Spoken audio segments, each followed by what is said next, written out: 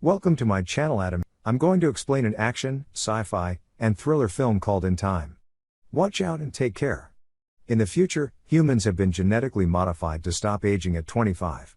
The only caveat is when humans get to age 25, they only have 1 year left to live.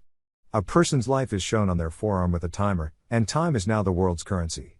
The rich can basically live forever, while the poor live their lives paycheck to paycheck, literally. Will wakes up and sees he has less than 24 hours left. He heads down and greets his mother, Rachel, who is celebrating her 50th birthday. Their celebration is cut short when they start talking about finances. Rachel says she has 3 days left on her time and reminds Will of bills and loans they need to pay. Will reassures her that he'll come up with the money. Rachel says she'll be away for 2 days working and she'll pay a loan. She tells Will he has to meet with her at a bus station so he can give her more time. She then hands Will 30 minutes so he can pay for a decent lunch.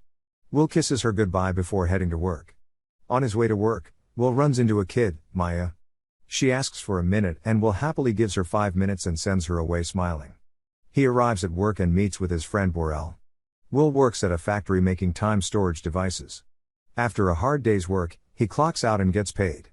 He sees that his payment is lacking and demands more, but the distributor says the quota has increased and Will didn't reach it. Will later heads to a local bar and some men invite him to gamble, but he turns him down, but not after reminding one of the men he owes Will an hour. Will takes the hour and meets with Borel. Borel is drunk, pointing to someone who's been buying drinks for everyone. He says the man has over a century in his time. Will spots someone eyeing the man, and he decides to inform the man, Henry, that somebody is watching him. Will tells the man to leave as he's attracting too much attention, but the man refuses. A group of men enters and everyone at the bar is suddenly rushing out. Borel tells Will that they're Minutemen, gangsters who rob and extort. Borel pulls Will away, but Will intends to stay and watch. He assures Borel that he wouldn't do anything stupid, and Borel leaves him. The leader, Fortis, tells Henry he wants his time and even offers Henry the chance to fight for it. Henry appears nauseous and heads to the bathroom. He vomits while a Minuteman keeps watches. Will suddenly bursts in, knocks the guy out, and takes Henry with him. Will and Henry run out and Fortis and his men chase after them. They manage to escape after climbing over a gate and hiding inside an abandoned building. The Minutemen are close behind and almost find them, but eventually give up their chase when one of the men tells Fortis that he recognized Will. Will and Henry get acquainted 105 years old. He says his mind is fatigued, and he desires death, explaining his rash behavior. Will gets mad, considering that he and his mother have to work several jobs just to live another day. Henry then reveals the secrets of their horrific world. Rich people increase the cost of living so that poor people keep dying, and, in turn, more time goes to the rich. The reality is that there is more than enough time for everyone. However, greed and lust for immortality blind the rich and powerful. Henry asks Will what he'll do if he had the same amount of time as him. Will answers that if he has that time, he will not waste it like Henry.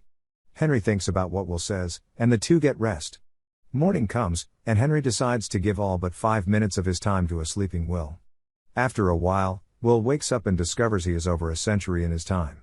He looks for Henry and sees him sitting atop a bridge. As Henry's final seconds count down, and he smiles falls into the river. Later, Will heads to Borel and sees Borel's wife, Greta, holding their newborn baby. Will asks for Borel, and he reveals to him the time he has.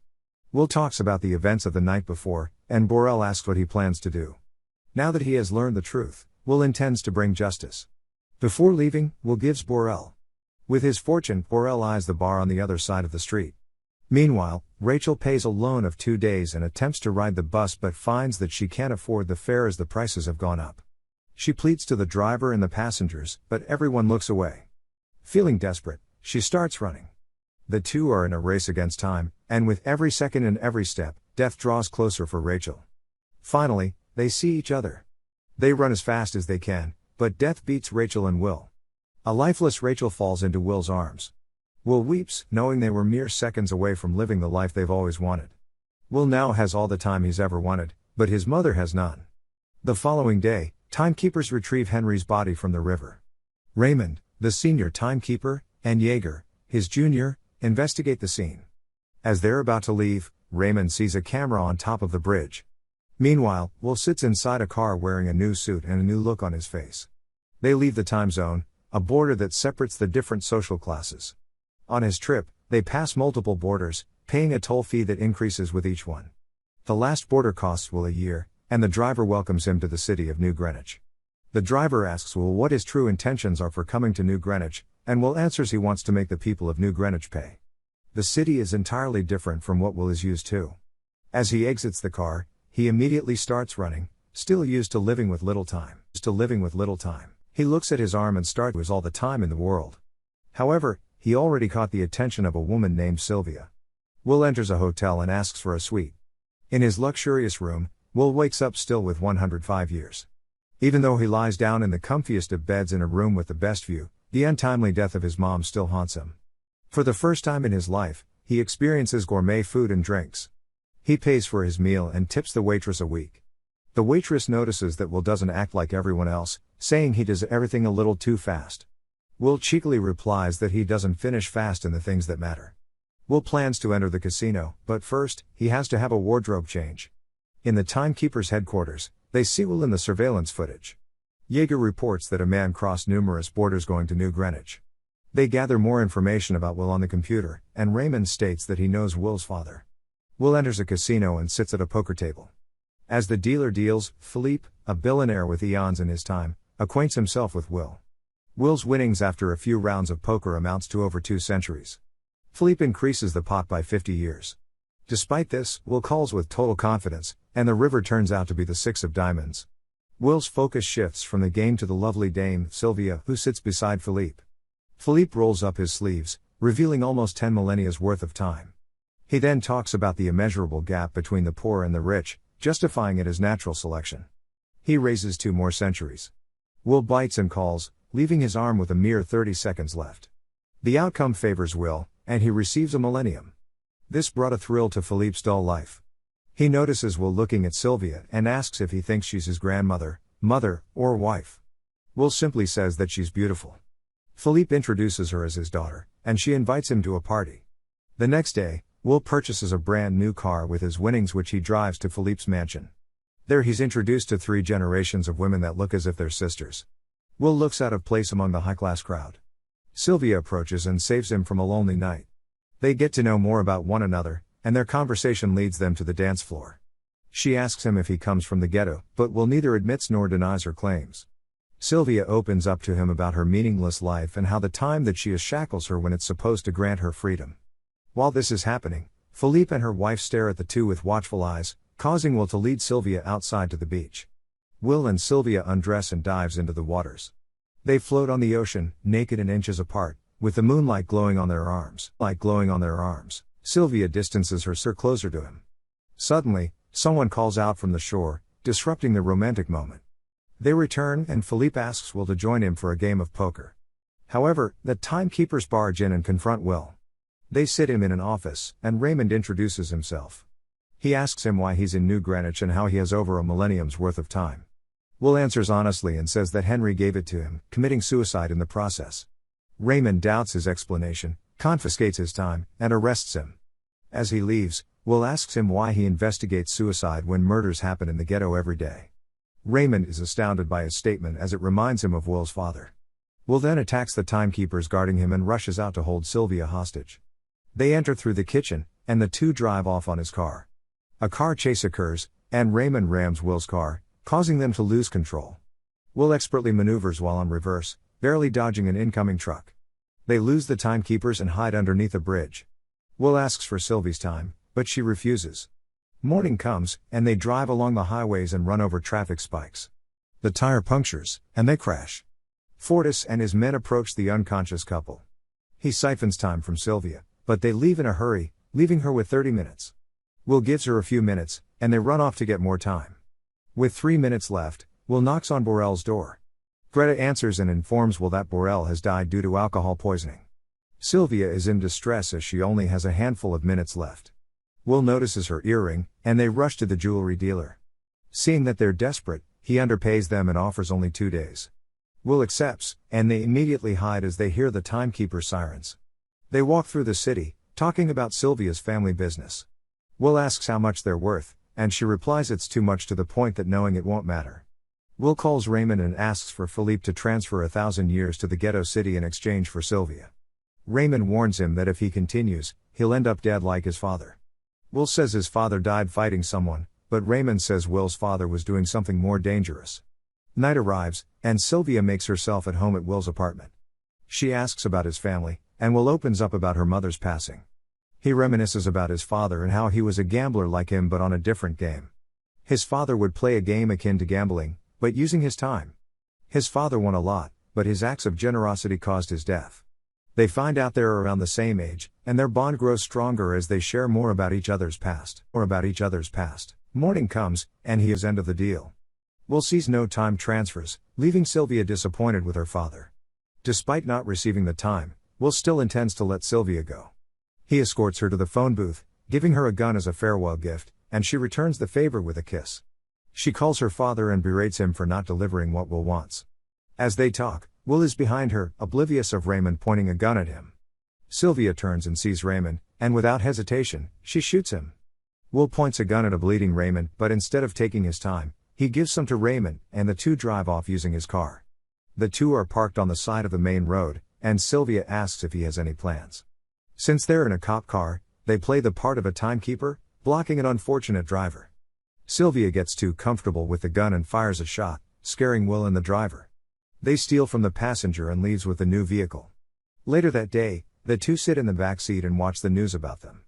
Will states that she can still return to her father, but Sylvia doesn't want to return to her boring life. Will leans in for another kiss, now having time to do more than just that. In his office, Philippe talks to his partners and assures them that he didn't pay the ransom. They doubt his capabilities to resolve this issue, but Raymond enters the room before Philippe gets a chance to explain himself. He tells Philippe about her daughter not wanting to be rescued. Philippe apologizes and attributes his daughter's stubbornness to Stockholm Syndrome. Raymond does not budge and informs him that he plans to arrest his daughter. Philippe tries to bribe him with his time, but Raymond remains uninterested and leaves. The next day, Will teaches Sylvia how to shoot a gun properly. They talk about Will's plan to give time to the people, and she says that she can help him get the time he needs. At the local loaning establishment, a truck suddenly crashes through the glass panes. The two pull off a heist, stealing as much time-storing devices as they can. They encourage the borrowers to get as much time as they want, and they all come rushing in. Later that day, Will gives time to Greta, Maya, and even the timeline distributor who gives people time as charity. Fortis continues to harass and kill people for time. He then sees on display a reward for 10 years for the capture of Will and Sylvia. Meanwhile, Philippe watches the news about his daughter's continuous pursuits to steal from him. Later that night, around a motel where the two stay in. Will and Sylvia notice they're surrounded, so they jump out the window to escape. Raymond chases after them through the streets and the dark alleyways. They make their way up the roofs, and a shootout commences. They manage to board a bus, losing Raymond. Fortis continues his search for Will and Sylvia. He interrogates a group, threatening to steal their time. When one dies, a man steps up and says he has information about their whereabouts. At the motel, the two sit on the couch together, talking about the challenges they're about to face. They both accept that if they get caught, they will die. At the period they've spent together, and at every time they almost died, Sylvia felt more alive than ever. Suddenly, the door gets knocked down by Fortis and his men. Feeling generous, Fortis gives Will a chance to play for his life. Fortis rolls up his sleeve for a game of strongarm, and Will accepts his challenge. Will struggles up to his final seconds, then, he turns it around when Fortis loses focus. His subordinates approach the table, and the fear in his eyes grows. Will grabs a gun from his ankle and shoots everyone while siphoning Fortis dry. Will and Sylvia stand on a rooftop, observing how prices keep rising. Will feels hopeless, saying that the rich will just increase the cost of living every time they steal. He says that only 1,000,000 years will make a difference. Sylvia agrees, but she has a plan in mind. The next day, Philippe enters a building with a plethora of bodyguards surrounding him. Sylvia catches their attention and asks for this father. Among the guards is Will, who points a gun directly at Philippe's head. He commands the guards to put their weapons down, and they take Philippe hostage. In his office is a time vault, and in there sits a device with 1,000,000 years. Philippe tries to explain that society will fail if that time falls to the wrong hands. He says that there will always be someone willing to sacrifice people for a shot at immortality. Will cannot contain his anger and points a gun at him, but he recoups his calmness. Will tells Philippe that immortality is not worth the life of even a single individual. The two then leave. Meanwhile, police vehicles start to barricade the main road. The timekeepers shoot at Will and Sylvia's car, but they miraculously get through unharmed, ramming the toll booth to cross the border. Raymond doesn't give up and chases after them. They arrive at the ghetto, and as they're about to reach safety, Raymond intercepts and crashes into them. Will exits unscathed and asks Maya to distribute the 1 million years. Raymond points a gun at the two, but the clamoring crowd blocks his line of sight, allowing for them to escape. Raymond hijacks a car, and the chase continues. Finally, they clash in the middle of the road. Raymond admits that he's also learned how to escape from poverty. His eyes were also open to the hard truth that the gap between the rich and the poor has to be maintained. As they talk, Raymond realizes that his time is up. He dies on the spot, and the two try to find a way to replenish theirs. In the distance is Raymond's car. They run towards it with seconds on their clock. Will gets there first and receives his time. He then runs to Sylvie, who has seconds left. The two run into each other's arms in the nick of time, and the two get to live for another day. Citizens are now crossing borders into more expensive zones. The Minutemen watch on as their societal hierarchy begins collapsing. Sylvie and Will continue their routine, this time making their way to a massive time bank. Like and subscribe for more.